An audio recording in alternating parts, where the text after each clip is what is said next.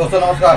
America के राष्ट्रपति Trump ने पहलगाम पर पाकिस्तान द्वारा किए गए परोक्ष आक्रमण करते हुए कहा कि यह झगड़ा 1000 साल से चला हुआ है, दोनों पक्षों को इसे सुलझाना चाहिए। बहुत से लोगों ने इसके लिए ट्रंप पर विपरीत टिप्पणियां की, लेकिन लगता है ट्रंप ने अनजाने में इतिहास के एक बहुत बड़े तथ्य की ओर संकेत किया है। पाकिस्तान भारत के पश्चिमोत्तर का हिस्सा है। सन 1712 में हिंदुस्तान पर अरब देशों का पहला आक्रमण इसी क्षेत्र के सिंध प्रदेश पर हुआ। सरल भाषा में कहें तो आज के कराची शहर पर हुआ। आज 2025 तक आते आते उस हमले को हुए लगभग 1300 साल हो गए। उसके बाद इस क्षेत्र में कभी शांति नहीं हो सकी। सन 1000 के आसपास तुर्कों ने इसी सप्त सिंधु क्षेत्र पर हमले करके इसे इस्लाम के घेरे में लाना शुरू किया था।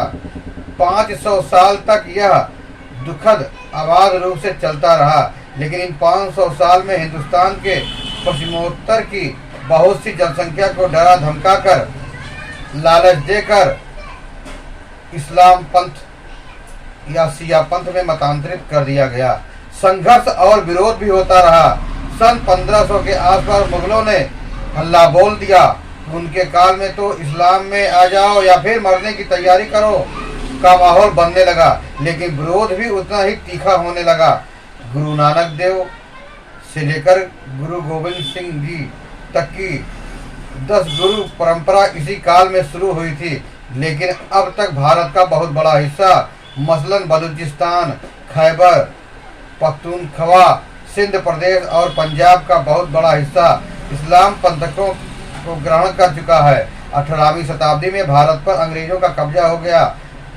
20वीं शताब्दी के मध्य में देश से तो चले गए, लेकिन जाने से पहले पश्चिमोत्तर भारत या सप्त सिंधु क्षेत्र के उसी हिस्से को पिछले 1000 साल में इस्लाम की चपेट में आ गया। पाकिस्तान नाम देकर भारत से अलग कर गए। उसके बाद अरबों, तुर्कों, मुगलों को हिंदुस्तान पर हमला करने की जरूरत ही नहीं पड़ी। फिर उनमें से अब उनकी हिम्मत नहीं रही थी, लेकिन उनका यह काम भारत के उस हिस्से ने संभाल लिया जिसे अंग्रेज इस्लाम के आधार पर अलग करके गए थे। उसके बाद पाकिस्तान द्वारा 1947, 48, 1965, 1971 में किए गए हमलों और उसके बाद कारगिल युद्ध को देखा जा सकता है। कारगिल के बाद तो अब तक आतंकवाद के रूप में यह युद्ध निरंतर चल रहा है। ट्रंप ने सही कहा कि यह लड़ाई 1500 साल से चली हुई है। अंतर केवल इतना ही है कि पहले हमने अरब, तुर्क और मुगल करते थे, लेकिन अब उनमें हमला करने की हिम्मत तो नहीं बची। फिर उन्हें शायद उनकी जरूरत भी नहीं है। अलबत्ता अब अपने ही लोग जिन्होंने इस कालखंड में इस्लाम ग्रहण कर लिया था, जब भारत पर हमला करते हैं तो तुर्क उनकी मदद पर आ जाते हैं। तुर्की इस समय यही कर रहा है, लेकिन अब मुख्य प्रश्न यही है कि क्या 1500 साल से चली आ रही इस लड़ाई को खत्म करने का वक्त आ गया है।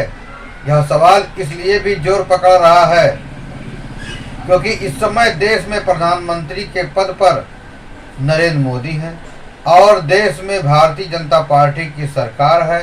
भारतीय जनता पार्टी अपने जनसंघ काल से ही इस लंबी लड़ाई को निर्णायक रूप से खत्म करने के पक्ष में रही है। कुछ तथाकथित विद्वान इसकी व्याख्या यह करते हैं कि भारतीय जनता पार्टी इस्लाम पंथ और शिया पंथ के खिलाफ है। भाजपा किसी के खिलाफ नहीं है, यह भारत के पक्ष में है। भाजपा यह मानती है कि इस देश में भगवान की पूजा के हजारों तरीके हैं, उनमें नमाज पढ़कर ईश्वर की आराधना भी एक है। इसी प्रकार ईश्वर के नाम भी अनेक हैं, उनमें से अल्लाह भी एक है, इसलिए विरोध का तो प्रश्न ही नहीं है। अलबत्ता भगवान की पूजा करने के जितने तरीके हैं उन सभी के आधार पर देश के उतने टुकड़े नहीं किए जा सकते। पाकिस्तान नाम का टुकड़ा इसी आधार पर देश में अलग किया गया। यह आधार ही गलत था।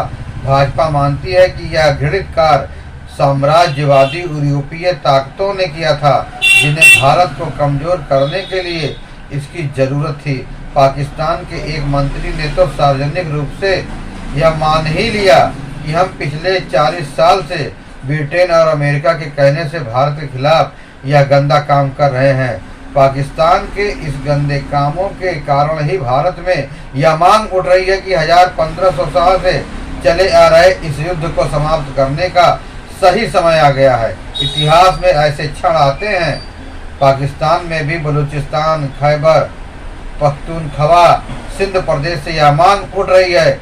यह सब इलाके पाकिस्तान में नहीं बने रहना चाहते, लेकिन भारत के अंदर इस संभावित निर्णायक युद्ध के समय क्या स्थिति है, इस पर चर्चा करने से पहले बाबा साहेब अम्बेडकर का संविधान सभा की अंतिम बैठक में दिया गया ऐतिहासिक भाषण याद आ रहा है। बाबा साहब ने कहा था, मोहम्मद बिन कासिम द्वारा सिंध पर चढ़ाई के समय दादा दाहिर सेन के सैन्य कमांडरों ने मोहम्मद बिन कासिम के एजेंटों से रिश्वत ले ली और अपने स्वयं के राजा के पक्ष में लड़ने से मना कर दिया। वह जयचंद ही था जिसने भारत पर आक्रमण करने और पृथ्वीराज चौहान से लड़ने के लिए मोहम्मद गौरी को भारत में आमंत्रित किया और उससे स्वयं सोलंकी राजाओं के साथ उसकी सहायता करने का वादा किया।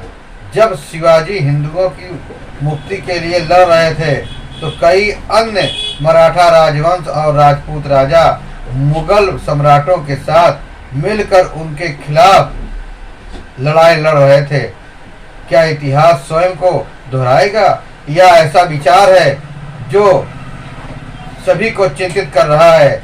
यह चिंता इस तथ्य के बोध से और अधिक गहरी हो जाती है कि जाति और पंथ के रूप में हमारे पुराने शत्रुओं के अतिरिक्त अब हमारा साथ बहुत से राजनीतिक दलों और उसके विविध एवं विरोधी राजनीतिक पंथों के साथ भी जुड़ने जा रहा है। क्या भारतीय अपने देश को अपने पंथ से ऊपर रखेंगे या वे देश के ऊपर पंथ स्थापित करेंगे?